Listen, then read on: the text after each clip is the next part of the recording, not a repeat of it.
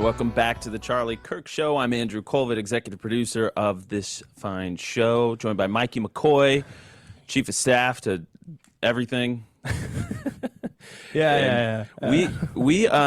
So one of the things that Charlie loved most was Hillsdale College, and he took all the online courses. You should check it out, charlieforhillsdale.com.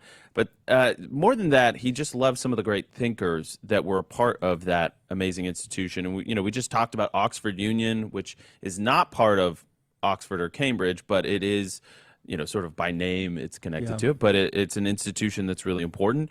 And Hillsdale is tremendously important here in the United States of America. We have Dr. David Azerrad from Hillsdale. He is an assistant professor and research fellow at Hillsdale College's Van Andel Graduate School of Government.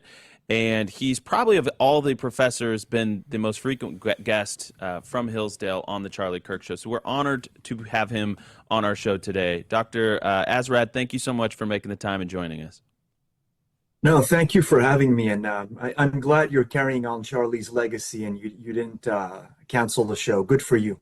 Thank you so much. Yeah, I'll never forget, and I don't know if I've said this on the show, but, it was basically a day or two after. I remember Erika looked at us and she's like, you have to keep the show going. They will not cancel my husband's voice. They will not.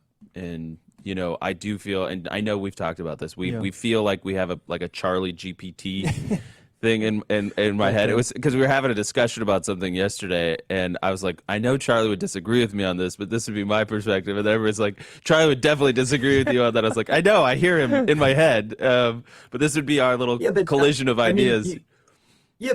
Look, you knew him much better than I did, but wasn't he all about disagreement? I mean, isn't that the saddest, aside from the personal human tragedy, is that they murdered someone who dedicated his life to dialoguing.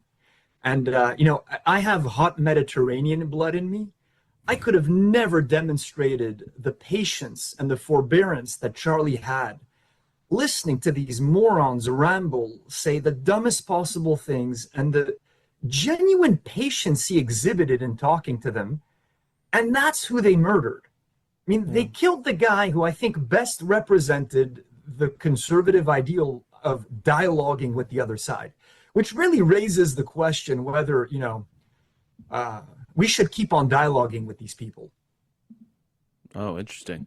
Well, yeah, let me know, what are your thoughts, Doctor? We just watched this No Kings rally, and I confessed I was having similar thoughts. If you're going, and we just had the Oxford Union folks on talking about what they saw, as there was a president-elect that celebrated Charlie's murder, said, let's effing go, on a private WhatsApp group message. And there's a vote of no confidence that succeeded to oust him from this role. And it's not that we're anti-free speech, but there is a line that you can cross, and polite society, whatever you want to call it, common decency, common values in the West, like there is a line where we say, I'm not arresting you for doing that. We're not suggesting that, but you do not deserve to represent this debate. You do not deserve to hold this position. You do not deserve to be a teacher of, and by the way, we're still waiting on Lucy Martinez, STEM teacher at Nathan Hale Elementary School, who motioned to her neck with her hand, mocking Charlie's assassination. We're waiting for Lucy Martinez to be fired. There is a line. And so maybe explain what you're thinking there, Doctor. Look, I'm not trying to suggest that everyone on the left longs for violence and is completely unreasonable. There are still some, I think, genuine liberal voices on the left. The famous line, I disagree to the death with you, but I'll fight. No, rather, I disagree with what you say, but I'll fight with the death for your right to say it. There are reasonable Democrats. The problem I see is that there is a growing chorus of radical, fundamentally illiberal voices. We should not call them liberals. They're opposed to free speech. They don't believe in democracy. They don't respect the outcome of elections. And what worries me is that the supposed centrist, liberal, sane voices on the left don't stand up to them. They always see threats coming from the right. So the people on the left who say that I believe in dialogue and free speech and democracy, Viktor Orban, Donald Trump, Bukele, Charlie Kirk, immediately full-blown freak out. I mean, this is fascism coming to America. Meanwhile, BLM, Antifa, No Kings Rally, assassinating or trying to assassinate public officials, murdering Charlie Kirk, silence, muted condemnations, or basically the sense that, well, he practically deserved it, or we're better off without him. And, the real threat to democracy in America today comes from the left. I think the right recognizes it. And I would basically call on the reasonable voices on the left to realize that the threat today is on the left, but it's almost as if it's in their DNA, and they have a very, very hard time recognizing threats to their left. They're just comfortable fighting, quote unquote, fascists. I think that's spot on. And I did a whole segment in hour one, Doctor, where I listed off all the tyrannical impulses or actions of the left during the last 4 years of Joe Biden that we don't hear anything about now. All we're told is that, we are enabling this dictator and we're going to rue the day when they get power back. Because it's like we already rue the day that Joe Biden was elected and all of us got targeted. Charlie had to be questioned from the J6 committee. I mean, this is what we had to do. And, there's other examples that we could discuss. But, I mean, here's the thing. I mean, they targeted grandmas. They went after Catholic schools. They said Hunter Biden's laptop was Russian disinformation. They obscured or hid or censored the origins of COVID. I mean, there is example after example after example after example.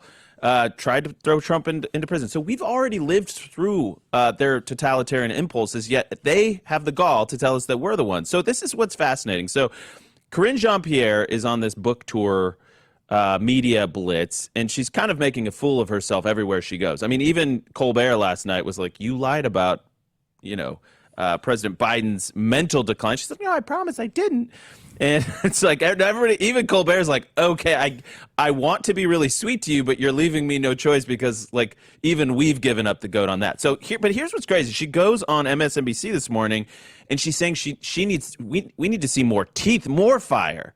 Play cut 167. Right now, in this moment, there's an existential threat. Our democracy is hanging by a thread. Some people would say we're already an authoritarian regime. And I need to see teeth. I need to see fire. And not just me. Many people are worried and concerned. So, Dr. Azerrad, we heard a lot of people say that, maybe after November 2024, we were going to see the Democrat Party moderate. But no, they want more fire, more teeth. I guess they want to see more activists in the streets celebrating political assassinations. I don't know what she wants. And look at the unhinged diagnosis. I mean, what evidence is there that we live in a tyranny, that Trump is trying to be a king? I mean, the guy ran on, we should secure our border, I'm going to deport illegals, I'm going to go after the worst excesses of wokeness, and I believe in economic growth. You may not agree with these ideas, but he was duly elected. He won the Electoral College by a decisive margin. Not that it matters, but he also won the popular vote by, I think it's 2 million votes. And so where exactly is the threat to our democracy? You brought up the list of things that happened under Biden. I always ask my students, setting aside what you think about the particular policy, what do you think is a greater threat to democracy?